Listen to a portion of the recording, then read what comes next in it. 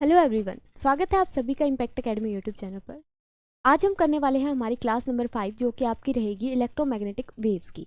ठीक है, तो इसके अंदर जो है हम यहाँ पे क्वेश्चंस डिस्कस करेंगे इसके। ठीक है, जो हमने जैसे कि जो सीक्वेंस हमारी चल रही है उसके ही जो आगे वाले क्वेश्चन है उनको हम डिस्कस करने वाले हैं। तो फटाफट से सभी कनेक्ट हो जाएं, देन हम स्टार्ट करते हैं आज की हमारी क्लास को। चलिए, होप्सो की जो पीछे वाले क्वेश्चंस हमने करे हैं वो आप लोगों को अच्छे से समझ आ रहे होंगे एंड आप लोगों को मतलब थोड़ा उनका बेनिफिट भी मिल रहा होगा। ठीक है ना, तो ये जो हमारी क्लासेस रहती हैं बेसिकली इसके अंदर मैं आपको जो थ्योरी वाला पार्ट है मतलब ये थ्योरी वाला पार्ट जो है मैं आपको मतलब कि ब्रीफली यहाँ पे बताती हूँ, इन डिटेल वो नहीं होता। ठीक है, जैसे कि आपका फाउंडेशन का कोर्स होता है उस तरीके से डिटेल में नहीं होता। अदरवाइज यहाँ पे with the help of questions हम सारे जो कंसेप्ट हैं उनको डील कर लेते हैं। ठीक है, ऑप्शंस में जैसे आगे या फिर कोई एक्सप्लेनेशन है तो इम्पोर्टेंट अगर है तो वो हम साथ साथ में यहाँ पे कर रहे हैं। ठीक है, जैसे आपने पीछे की क्लासेस देखी भी होंगी। राइट, चलिए स्टार्ट करते हैं आज की फिर क्लास को। क्वेश्चन नंबर 28 है आपके पास, which of the following statement is true. इनमें से कौन सी स्टेटमेंट जो है ट्रू है। फर्स्ट ऑप्शन है both light and sound wave in air are transverse. The sound wave are in air are longitudinal while the light wave are transverse. Both light and sound wave in air are longitudinal. Both light and sound wave can travel in vacuum. देखिए यहाँ पे हमें बताना है कि true statement कौन सी है। ठीक है, अब यहाँ पे कंपैरिजन हो रहा है किस किस का, साउंड का और लाइट का। देखो मैं कंपैरिजन में अगर आपको बताऊं यहाँ पे, ठीक है, यहाँ पे हम लेते हैं साउंड वेव, और यहाँ पे हमारे पास है लाइट वेव। ओके, यहाँ पे क्या है, लाइट वेव्स, और यहाँ पे अपने पास साउंड वेव्स। तो अगर हम साउंड वेव्स की बात करते हैं तो साउंड वेव्स आपकी क्या होती हैं, जैसे कि मैं यहाँ पे बोल रही हूँ तो यहाँ पे क्या है, कुछ पार्टिकल्स हैं जो कि आपके यहाँ से मतलब मेरे यहाँ पे जो वोकल कॉर्ड है वहाँ से निकल रहे हैं कुछ वाइब्रेशंस की वजह से। ठीक है, और वो वाइब्रेशंस की वजह से हमारे जो मतलब कि क्या बोलते हैं उसको, कान की जो मतलब फ्रंट लेयर होती है उसके ऊपर जाके टकराते हैं। जिस फ्रीक्वेंसी से वो वाइब्रेट करती है वही फ्रीक्वेंसी वही वर्ड्स हमें सुनाई देती है। ऐसा ही होता है साउंड वेव में। ठीक है, तो यहाँ पे जो पार्टिकल्स जो कि साउंड वेव को कैरी कर रहे हैं एनर्जी के, वो पार्टिकल्स क्या कहलाते हैं यहाँ पे, फोनॉन्स। ठीक है, यहाँ पे फर्स्ट आप लिखोगे क्या कि द पार्टिकल विच कैरी, या साउंड, क्वांटा ऑफ साउंड बोला जाता है इसको। ठीक है, क्या बोला जाता है, क्वांटा ऑफ साउंड। जो साउंड एनर्जी को कैरी करते हैं उसको बोला जाता है quanta of sound, and that are phonon. क्या होते हैं वो, फोनोन्स होते हैं। राइट, अगर मैं यही बात किसके लिए बोलूं, लाइट वेव के लिए बोलूं, तो लाइट वेव में हमारे पास क्या है, यहाँ पे क्वांटा ऑफ लाइट है, quanta of light. Quanta means यहाँ पे बहुत ही स्मॉल पार्टिकल के लिए हम यूज कर रहे हैं वर्ड। ठीक है, तो क्वांटा ऑफ जो लाइट है दैट इज फोटोन। क्या होता है, ये फोटोन्स होते हैं। राइट, इतनी बात क्लियर है। यहाँ पे फोनोन्स होते हैं जो साउंड एनर्जी को कैरी करते हैं, और जो लाइट एनर्जी को कैरी करते हैं वो फोटोन्स होते हैं। ठीक है, दूसरी यहाँ पे अगर हम स्पीड की बात करते हैं, स्पीड ऑफ साउंड,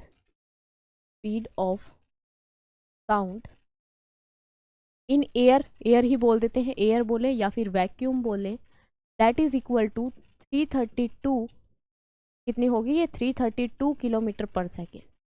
कितनी होगी, 332 किलोमीटर पर सेकेंड। अगर हम बात करते हैं किसकी, लाइट वेव की, तो स्पीड ऑफ लाइट वेव कितनी होती है, स्पीड ऑफ लाइट, हाँ जी, लाइट वेव की स्पीड कितनी होती है, दैट इज 3 इंटू 10⁵ यानी कि 3 लाख किलोमीटर पर सेकेंड। तो साउंड वेव के कंपैरिजन में light waves are more faster. ठीक है, मच फास्टर होंगी एज कंपेयर टू दिस। यहाँ पे दीज आर, हम बताएंगे कि दीज आर लॉन्गिट्यूडनल वेव। कैसी होती है ये, लॉन्गिट्यूडनल होती है, लॉन्गिट्यूडनल इन नेचर। एंड यहाँ पे लाइट वेव की अगर नेचर की बात करते हैं तो ये क्या होता है आपके पास, ये होगा जी, these are transverse in nature, these are transverse wave in nature. ठीक है, इनका जो नेचर होगा वो कैसा होगा, ट्रांसवर्स होगा, और इनका जो नेचर होगा दैट इज लॉन्गिट्यूडनल। अब ये लॉन्गिट्यूडनल और ट्रांसवर्स की भी खास बात होती है आगे, ठीक है। क्या होती है कि यहाँ पे अगर हम देखें तो sound move in the form of, किस फॉर्म में मूव करती है sound? In the form of compression and rarefaction. किस उसमें किस फॉर्म में मूव करती है? कंप्रेशन एंड रेयरफैक्शन की फॉर्म में। दैट इज यहाँ पे कुछ इस तरीके से, इसको क्या बोलेंगे, मतलब ये है और फिर यहाँ पे इस तरीके से आएगा, फिर वापस से कंप्रेशन, फिर वापस से रेयरफैक्शन। यानी कि आपने देखा हो तो साउंड वाइब्रेशंस कुछ इस तरीके से चलती है, राइट। अगर हम बात करते हैं किसकी? लाइट वेव की, तो ये हम कहेंगे लाइट वेव आर नेचर में कैसी है? ट्रांसवर्स हैं। That's why they are move in the form of crest and trough. Light wave move in the form of, किस फॉर्म में करेंगी? Form of crest and trough. Crest and trough की form में चलती है। क्रस्ट एंड ट्रफ मीन्स क्या होता है? यहाँ पे इस तरीके से वेव लाइक चलेंगी। ऊपर वाली को क्रस्ट बोला जाता है, ये जो ऊपर वेव बनी है इसको क्या बोलते हैं? क्रस्ट, इसको क्रस्ट बोला जाता है। एंड ये जो नीचे बनी है इसको ट्रफ बोला जाता है। क्रस्ट और ट्रफ की फॉर्म में चलती हैं कौन सी? लाइट वेव, ठीक है। और साउंड वेव हमारी चलती है किसकी फॉर्म में? Compression and rarefaction. इसको कंप्रेशन बोलेंगे और ये जो मतलब दूर दूर है जहाँ पे, इसको रेयरफैक्शन बोलेंगे। समझ आ गई इतनी बात, ठीक है। तो ये चीजें जो है कंपैरिजन आप लोगों ने ध्यान रखना है। चाहो तो इसका स्क्रीनशॉट भी आप ले सकते हो, ठीक है ना, या अगर आप नोट करना चाहते हो तो नोट भी कर सकते हो, राइट, ठीक है। तो ये हमारे पास क्या है? कंपैरिजन है दोनों के बीच में, जो मतलब मोस्ट इंपॉर्टेंट बात इनको जो डिफरेंशिएट करती है, ठीक है। एक यहाँ पे क्वेश्चन बनता है कंपटीशन का, अगर मैं आपको बताऊँ आफ्टर 12th जो एग्जाम होते हैं, ठीक है, उसके अंदर। तो क्वेश्चन क्या है कि कौन सा फिनोमिना, यहाँ पे मैं क्वेश्चन आपको देती हूँ, ठीक है। क्वेश्चन है आपके पास, which optical phenomena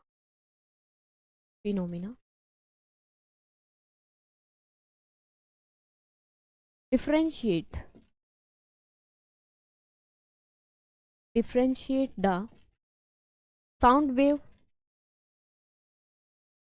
from light wave. Light wave से साउंड वेव को कौन सा फिनोमिना है जो ऑप्टिकल फिनोमिना है जो डिफरेंशिएट करता है, ठीक है। यहाँ पे ऑप्शन है आपके पास, first option is interference, second option होगा आपके पास दैट इज डायफ्रैक्शन,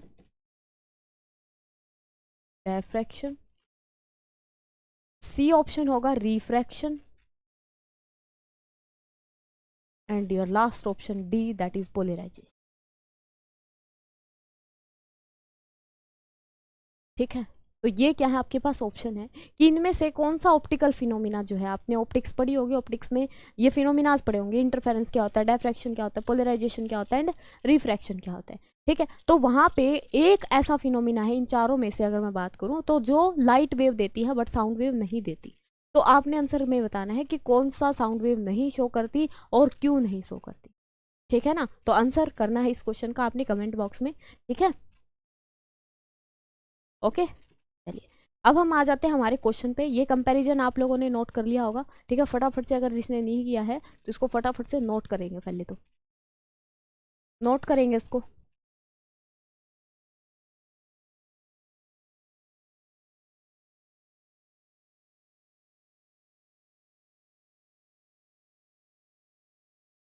यहाँ से क्लियर आउट होना चाहिए कि क्या है, साउंड वेव किस तरीके से काम करती हैं, उनके क्वांटास क्या होते हैं, और सिमिलरली लाइट वेव किस तरीके से काम करती है और उसके क्वांटास क्या होते हैं, ठीक है। ये सारी चीज़ें आपको क्लियर होनी चाहिए, राइट।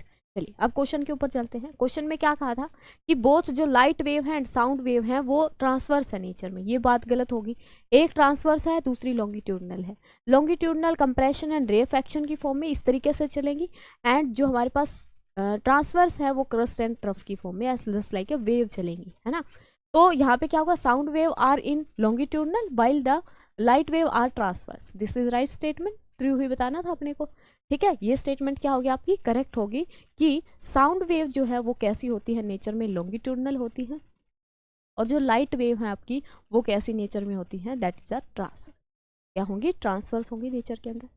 समझ आई इतनी बात, समझ आ गई सभी को, क्लियर? चलिए जी, ओके। नेक्स्ट क्वेश्चन हम देखते हैं, question number 29। While light passing from one medium to another medium, which of the following quantities remains unchanged? यहाँ पे कह रहा है कि लाइट जब पास करती है एक मीडियम से दूसरे मीडियम में, तो कौन सी ऐसी क्वांटिटी है जो अनचेंज रहेगी, यानी कि रिमेन सेम। ठीक है, कौन सी ऐसी क्वांटिटी है जो नहीं बदलती, यहाँ पे सेम रहती है। क्या रिफ्रैक्टिव इंडेक्स सेम रहेगा, फ्रीक्वेंसी सेम रहेगी, वेवलेंथ सेम रहेगी, या स्पीड सेम रहेगी। देखो रिफ्रैक्टिव इंडेक्स की अगर मैं बात करूँ तो आपने देखा होगा रिफ्लेक्शन जहाँ पे होता है, रिफ्लेक्शन या रिफ्रैक्शन होता है, तो ये फिनोमिना किसके बेस पे हो रहे हैं, ये यहाँ पे मीडियम डिसाइडेड होते हैं। टाइप्स ऑफ मीडियम की अगर बात करूँ तो रेयरर मीडियम होता है हमारे पास, डेंसर मीडियम होता है। ये डेंसर और रेयरर हम किस बिहाफ पे कह रहे हैं, on the behalf of their density. And density अगर हम ले रहे हैं तो density is word related to the refractive index. Refractive index says about what, refractive index किस चीज़ की इंफॉर्मेशन देता है, हम कहते हैं कि हमारे पास जो रिफ्रैक्टिव इंडेक्स है ना एयर के लिए, उसकी वैल्यू होती है 1। फिर हम कहते हैं कि जो रिफ्रैक्टिव इंडेक्स ग्लास के लिए है that is 1.5, and similarly refractive index for water that is equal to 1.33। तो व्हाट दे रिप्रेजेंट, ये रिप्रेजेंट कर रहे हैं कि लाइट को चलने के लिए, मतलब लाइट जिस मीडियम में से होके जाएगी उसमें उसके सामने रुकावट कितनी आने वाली है। ठीक है, मीडियम जितना ज़्यादा डेंस होगा उतनी ही उसके अंदर जो है रुकावट आएगी, उतनी ही हर्डल्स आएंगे, उसको मूव करने में उतनी ही प्रॉब्लम होगी। ठीक है, तो उसकी वजह से उसकी जो स्पीड है वो क्या हो जाएगी, डिक्रीज हो जाएगी। स्पीड क्या हो जाएगी, डिक्रीज हो जाएगी। ठीक है, और अपना जो पाथ है वो भी क्या कर देगी, चेंज कर देगी। जैसे कि अगर हम ये बात करते हैं रिफ्रैक्शन की, तो ये इस तरीके से चेंज हो जाता है, राइट। इस तरीके से क्या है, पाथ जो है आपका चेंज हो जाता है। ये मीडियम हम कह रहे हैं रेयरर है, रेयरर से अगर डेंसर में मूव करती है तो क्या होगा, रिफ्रैक्टिव इंडेक्स तो चेंज होगा ऑब्वियसली, है ना। इसने ये बोला light passes from one medium to another medium, then refractive index not be the answer. Wavelength, wavelength भी चेंज करती है, वेवलेंथ इज नथिंग। स्पीड भी चेंज करती है, only the frequency which remains same for the light when it travel from one medium to another medium. कौन सी quantity यहाँ पे आपकी सेम रहेगी, दैट इज फ्रीक्वेंसी। याद रखना ये चीज, ठीक है। कोई भी फिनोमिना हो, लाइट जब एक मीडियम से दूसरे मीडियम में जाएगी तो उसकी फ्रीक्वेंसी क्या रहेगी, आपकी सेम रहेगी, कांस्टेंट रहेगी, फिक्स रहेगी। ठीक है, क्लियर है इतनी बात? हाँ जी, चलिए move to the next question. 30 which of the following are not transverse wave, इनमें से कौन सी ट्रांसवर्स वेव नहीं है। Transverse waves are those wave in which the two field very perpendicular to each other, that is one is electric field, another one is magnetic field. तो यहाँ पे कौन सी वेव ऐसी है जो ट्रांसवर्स नहीं है। ट्रांसवर्स नहीं होंगी तो वेव के दो ही टाइप होते हैं, वो क्या होंगी, लॉन्गिट्यूडनल, है ना। तो साउंड वेव है, विजिबल है, गामा रेज है यहाँ से, और X rays. Gamma rays and X rays are EM wave, similarly visible are also EM wave, और सारी की सारी EM wave, all EM electromagnetic waves are transverse, transverse in nature. सारी की सारी क्या होती हैं, ट्रांसवर्स होती है नेचर में। अगर ट्रांसवर्स होती है तो यहाँ पे क्या होगा, only sound wave which is not transverse in nature, that is हम बताएंगे कि ये ट्रांसवर्स नहीं है तो क्या है ये, दिस इज लॉन्गिट्यूडनल वेव। क्या होगी, ये लॉन्गिट्यूडनल वेव होगी, राइट। इतनी बात क्लियर है, यहाँ तक क्लियर है सभी को? हाँ जी बताइए, यहाँ तक किसी को कोई प्रॉब्लम नहीं हुई?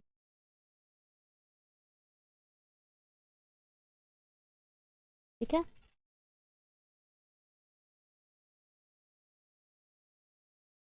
चलिए नेक्स्ट क्वेश्चन है आपके पास, which one of the following has the longest wavelength. इनमें से लॉन्गेस्ट वेवलेंथ किसकी होगी, आप लोग करो इसका आंसर। इसमें से जो लॉन्गेस्ट वेवलेंथ है वो किसकी होगी, आपके पास अल्ट्रा वायलेट की होगी, इंफ्रारेड की होगी, रेडियो वेव्स की होगी, या एक्सरेज की होगी। हाँ जी, किसके लिए यहाँ पे वेवलेंथ लॉन्गेस्ट होगी। देखो हमने टाइप्स पढ़े थे EM वेव की, EM वेव के 7 टाइप्स है अपने पास। ठीक है, कौन कौन से थे, रिवाइंड करना एक बार। रेडियो वेव था, रेडियो वेव्स, देन हमारे पास था माइक्रो, देन हमारे पास IR, and after I R where is visible, visible के बाद आएगा UV, UV and then X rays and then gamma ray. यही थे 7 टाइप। ठीक है, हमने एक बात यहाँ से देखी थी कि जब हम लेफ्ट से राइट मूव करेंगे हमारे पास जो लैम्डा है दैट इज डिक्रीजिंग, लैम्डा क्या करेगी, डिक्रीज करेगी, यानी कि वेवलेंथ डिक्रीज करेगी। If wavelength decrease then frequency must be increase, frequency आपकी क्या करेगी, इंक्रीज करेगी। Similarly energy is equal to H nu, if nu is increases then also energy will increases, energy भी क्या करेगी आपकी, इंक्रीज करेगी, राइट। ठीक है, तो यहाँ से हमें क्या बताना था कि लॉन्गेस्ट, जब हम इधर से उधर जा रहे हैं तो हमारी वेवलेंथ डिक्रीज करती जा रही है, तो लॉन्गेस्ट किसके लिए होगी, लॉन्गेस्ट होगी for the radio wave, longest किसके लिए होगी, for the radio waves, that is C option is your correct option, C आपका क्या मिलेगा, करेक्ट ऑप्शन मिलेगा। ठीक है, ओके चलिए। अब तो ये चैप्टर जो है इस तरीके से हो जाना चाहिए कि मतलब, क्योंकि सारी चीज़ें बार बार अब रिपीट हो रही है आगे, है ना, जो इंपॉर्टेंट एक तरीके से क्वेश्चन बनते थे वो हमने यहाँ पे कवर अप कर लिए हैं। अब थोड़ा थोड़ा वेरिएशन उनके अंदर है कि भाई इस तरीके से अगर क्वेश्चन आ जाता है तो हम किस तरीके से टैकल करेंगे, अगर ऐसा क्वेश्चन आ जाता है तो किस तरीके से टैकल करेंगे, राइट। नेक्स्ट क्वेश्चन आपके पास, absorption of X ray in is maximum in which of the following material sheet for the same thickness. हमारे पास बताना है एक्स रेज कौन सी सीट सबसे ज़्यादा एब्जॉर्ब करेगी इन गिवन मटेरियल सीट्स में से, अगर इनकी सेम थिकनेस है। हमारे पास कॉपर है, एक कॉपर की सीट है, एक हमारे पास गोल्ड की सीट है AU, एंड एक बेरिलियम है, एंड ये सॉरी बैरियम, ठीक है, और एक हमारे पास क्या है, लेड है। तो कौन सी यहाँ पे एब्जॉर्प्शन किसकी ज़्यादा होगी, तो कैसे करेंगे, ये क्वेश्चन अभी तक हमारे पास नहीं आया था, कैसे करें।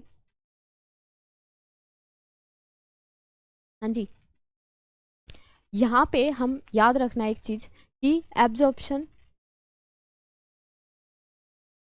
डायरेक्टली प्रोपोर्शनल होती है किसके, एटॉमिक नंबर के, एटॉमिक नंबर के, एटॉमिक नंबर जिसका जितना ज़्यादा होगा एब्जॉर्प्शन उतनी ही ज़्यादा होगी। अब बैरियम की अगर बात करते हैं तो इसके लिए जेड कितना होता है, 4 होता है। कॉपर के लिए बात करें तो जेड इज इक्वल टू 29, है ना, और AU के लिए बात करें तो Z is equal to 70 something, कितना होता है AU के लिए, यानी कि गोल्ड के लिए हमारे पास कितना मिलेगा, हाँ जी, गोल्ड का एटॉमिक नंबर 79, राइट, कितना होगा, 79 होगा, और लेड के लिए आपके पास कितना होगा, 82 होगा। अब बता सकते हो, फॉर्मूला आपके सामने है, जेड मैंने इनके बता दी है कि किसका कितना होगा, तो यहाँ पे अब बताओ एब्जॉर्प्शन सबसे ज़्यादा किस में होगी, जिसका जेड सबसे ज़्यादा होगा, that is the atomic number.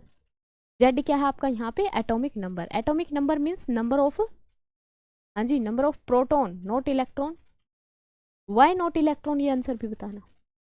यहाँ पे हम डेफिनेशन देते हैं, हम वैसे तो कहते हैं कि न्यूट्रल एटम, अपने पास एटम जो है न्यूट्रल होता है ना, एटम अगर न्यूट्रल है तो उसके पास क्या है, नंबर ऑफ प्रोटॉन्स इक्वल है नंबर ऑफ इलेक्ट्रॉन्स के, that is total charge net, तभी तो जीरो होगा, अदरवाइज न्यूट्रॉन पे तो कैसा है, जीरो है ऑलरेडी, न्यूट्रल है वो तो, है ना। तो number of proton and number of electrons equal होते हैं, फिर भी जब हम डेफिनेशन देते हैं तो हम वहाँ पे बताते हैं number of proton, why there is not number of electron. एक क्वेश्चन ये एक पीछे हो गया था आपका, ठीक है। तो अब यहाँ पे क्या होगा, जेड क्या होता है आपका, नंबर ऑफ प्रोटॉन होता है, जेड जितना ज्यादा होगा एब्जॉर्प्शन उतनी ज्यादा होगी, सबसे ज्यादा जेड आपको दिख रहा होगा यहाँ से, किसका है, लेड का, ठीक है, तो लेड का यूज करेंगे हम मोर एब्जॉर्प्शन, ठीक है, लेड दैट इज जो आपका ग्लास है, शीशा जिसको बोला जाता है, दैट इज राइट। क्लियर है यहाँ तक, नोट करेंगे इसको फटाफट।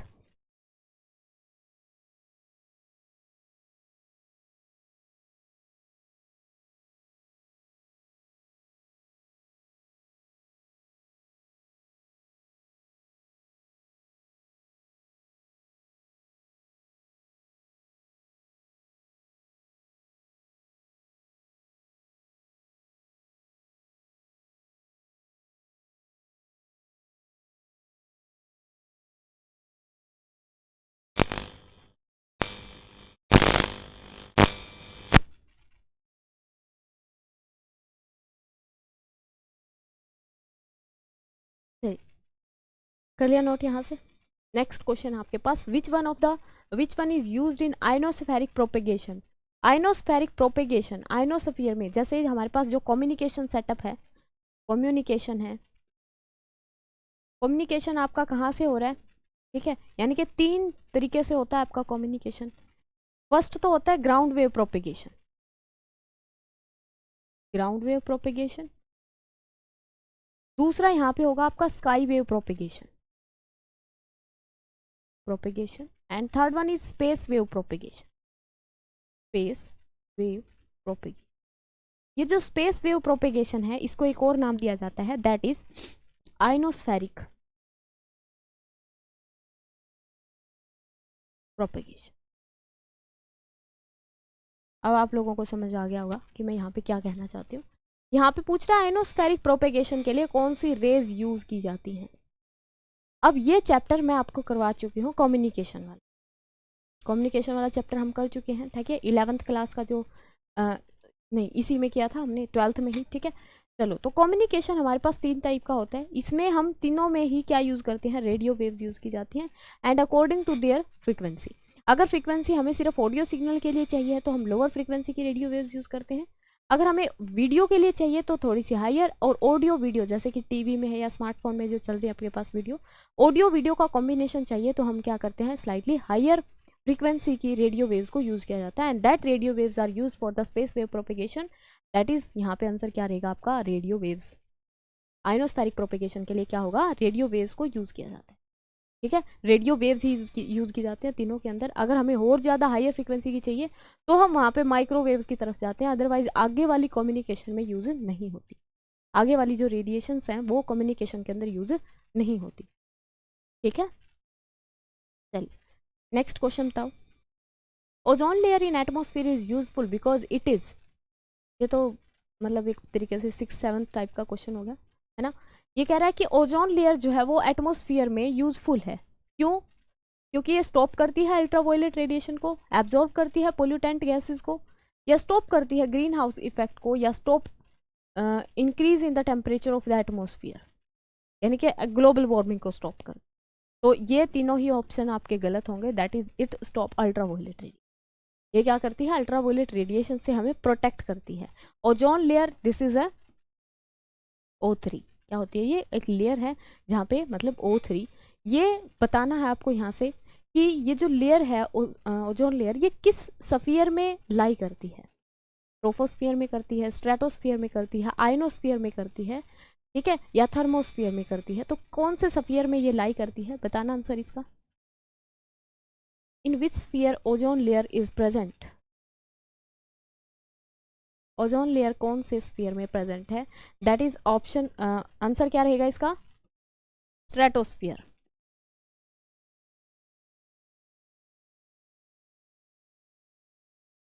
इसमें करेगी, स्ट्रेटोस्फियर में लाई करेगी, ठीक है। चलिए question number 35, which of the following is independent on wavelength, which of the following is independent on wavelength, this is also a new question for you. हमें बताना है यहाँ पे के और ओमेगा गिवन है। अब ये के और ओमेगा होता क्या है, पहले हमें ये तो बताए, है ना। के क्या है आपके पास, प्रोपेगेशन वेक्टर है, प्रोपेगेशन वेक्टर है। प्रोपेगेशन वेक्टर जो है के, that is equal to 2 pi by lambda, इसके इक्वल होता है ये 2 पाई बाई लैम्डा। और हम अगर वेक्टर की बात कर रहे हैं तो इट्स डायरेक्शन या it give the direction, it gives the direction of propagation of wave, wave के प्रोपेगेशन की डायरेक्शन देता है। जैसे कि आप लोगों को EM वेव की जो डेफिनेशन बताई गई थी, वहाँ पे क्या था, electric field, magnetic field are perpendicular to each other and they are also perpendicular to the direction of propagation. तो डायरेक्शन ऑफ प्रोपेगेशन जो वेक्टर बता रहा है, that is the K vector known as the propagation vector, right, and this is equal to the K which is equal to 2 pi by lambda. दूसरा अगर मैं बात करती हूँ यहाँ से ओमेगा की, that is what, angular velocity, and that angular velocity omega is equal to 2 pi nu, किसके बराबर होता है, ये 2 पाई न्यू के बराबर होता है, ठीक है। यहाँ से ही क्या कह रहा है कि कौन सा यहाँ पे इंडिपेंडेंट है वेवलेंथ की, वेवलेंथ पे डिपेंड नहीं करता, तो यहाँ पे दिख रहा होगा आपको कौन नहीं करता, दैट इज ओमेगा। अब यहाँ पे एक क्वेश्चन ये आना चाहिए था कि न्यू जो है ना वो सी बाय लैम्डा होता है, सी बाय लैम्डा होता है, तो ये वैल्यू यहाँ पे पुट करके हमारे पास ओमेगा का फॉर्मूला कुछ ऐसा नहीं बनेगा, 2 पाई सी बाय लैम्डा,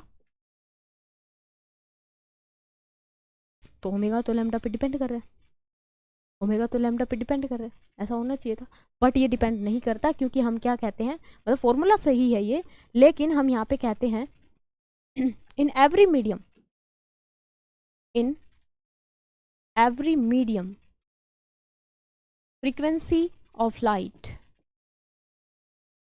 रिमेन सेम। ठीक है, फ्रीक्वेंसी जो है लाइट की क्या रहेगी, सेम रहेगी हर एक मीडियम के लिए। दैट्स वाई यहाँ पे हम जो लैम्डा का फैक्टर है, इसका जो रेशियो है ना ये फिक्स रहेगा, रेशियो फिक्स रहेगा, लैम्डा भी चेंज करेगा, सी भी चेंज करेगा, सी की जगह पे वी आ जाएगा, यहाँ पे दूसरे मीडियम में जाएंगे तो वी आ जाएगा, लेकिन इन दोनों का रेशियो क्या रहेगा मेरे लिए, सेम रहेगा। That's why omega is does not depends on the lambda, it is depends on the frequency, and frequency remain same in all the medium, that's why we give the answer that is B. ठीक है, B जो है मतलब omega is not depends on, ये option दिखाई दे रहे होंगे ना, ठीक है, यहाँ पे ओमेगा है, ये है के बाय ओमेगा, यहाँ पे है ओमेगा इंटू के एंड दैट इज के, तो अपने पास क्या आंसर रहेगा, दैट इज ओमेगा। ओमेगा आपका क्या रहेगा, करेक्ट ऑप्शन रहेगा। दोनों के फॉर्मूले यहाँ से नोट कर दोगे फटाफट, दोनों के फॉर्मूले यहाँ से नोट कर दीजिए फटाफट से।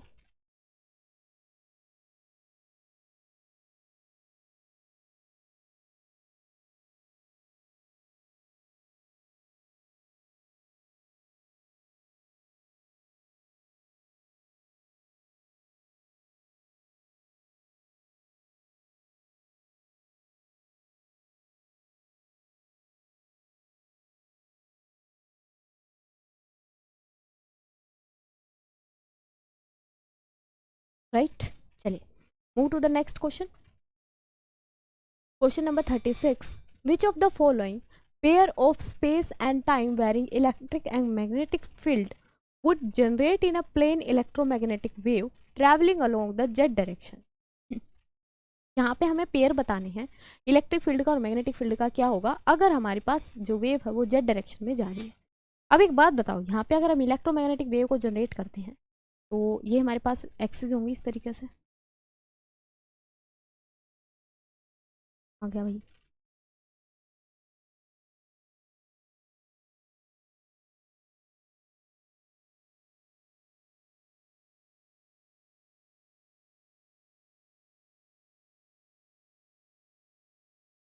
इस तरीके से अपने पास क्या होंगी, एक्सिस होंगी। ठीक है, अब यहाँ पे क्या है, लाइट चलेगी, इस तरीके से जाएगा ये इलेक्ट्रिक फील्ड, क्या होगा, इलेक्ट्रिक फील्ड, जेड डायरेक्शन है ये वाली, इसमें जा रही है अपने पास जो वेव है वो जेड डायरेक्शन में जा रही है। ठीक है, ये मेरे पास एक्स मान लेते हैं, ये मेरे पास क्या होगा, वाई होगा, एक्स वाई जेड इसी तरीके से मिलेंगे। एक्स में हमने मान लिया कि इलेक्ट्रिक फील्ड चल रहा है, ई एक्स होगा, फिर ये रिप्रेजेंटेशन कैसे होगी वेक्टर की, ई एक्स होगी। तो एक बात बताओ, इन द इलेक्ट्रोमैग्नेटिक वेव क्या होता है, इलेक्ट्रिक फील्ड के परपेंडिकुलर होगा मैग्नेटिक फील्ड, एंड दोनों परपेंडिकुलर होंगे वेव प्रोपेगेशन के।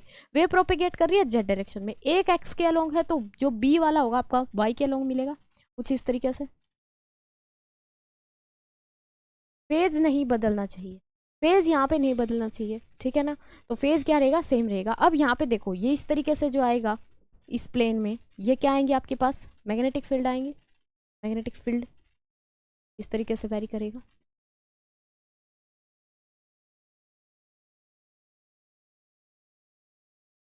ठीक है, ये क्या है, मैग्नेटिक फील्ड है, दैट इज ये होगा B, and B in the Y direction, and ये जो आपका ये दिख रहा है आपको, ये क्या होगा, इसके परपेंडिकुलर होगा, देख पा रहे हो।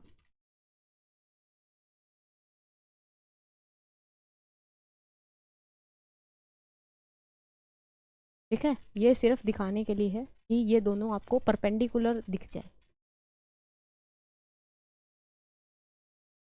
ठीक है, आपके पास ये क्या है, इलेक्ट्रिक फील्ड है, दूसरा क्या है, मैग्नेटिक फील्ड है, they both are perpendicular and also they are perpendicular to the propagation. ठीक है ना, अब जेड डायरेक्शन में जा रही थी तो एक ई एक्स होगा, दूसरा बी वाई होगा, वाई एक्स भी हो सकता है, जरूरी नहीं। ठीक है, अब यहाँ पे ऑप्शन देखो, जेड में नहीं हो सकता कंपोनेंट, बिल्कुल जेड में यहाँ पे भी नहीं हो सकता, ये एक्स में है, ये वाई में है, ये वाई में है, ये एक्स में है। अब हमारे अकॉर्डिंग ये क्या कह रहा है कि time varying space varying pairs हैं और स्पेस एंड टाइम वेरी है, दोनों के दोनों टाइम के साथ भी वेरी कर रही हूँ, स्पेस के साथ भी वेरी कर रही हैं। तो यहाँ पे आपका आंसर जो है वो क्या रहेगा, ए ऑप्शन राइट रहेगा इसका। ठीक है, यहाँ पे एक्स में कौन जा रहा है, अपने पास इलेक्ट्रिक फील्ड जा रहा है, और वाई में अपने पास क्या जा रहा है, दैट इज मैग्नेटिक। ठीक है, तो इस तरीके से हम क्या लेंगे, इसकी जो है डायरेक्शन ऑफ प्रोपिगेशन देखेंगे। ठीक है, चलिए यहाँ तक बात क्लियर है सभी को, यहाँ तक क्लियर है सभी को। ठीक है, चलिए तो नेक्स्ट जो क्वेश्चन है वो हम नेक्स्ट क्लास में यहाँ पे डिस्कस करेंगे। तब तक के लिए अपना ध्यान रखें और पढ़ते रहें। Thank you so much for connecting us. Okay जी, मिलते हैं नेक्स्ट क्लास में।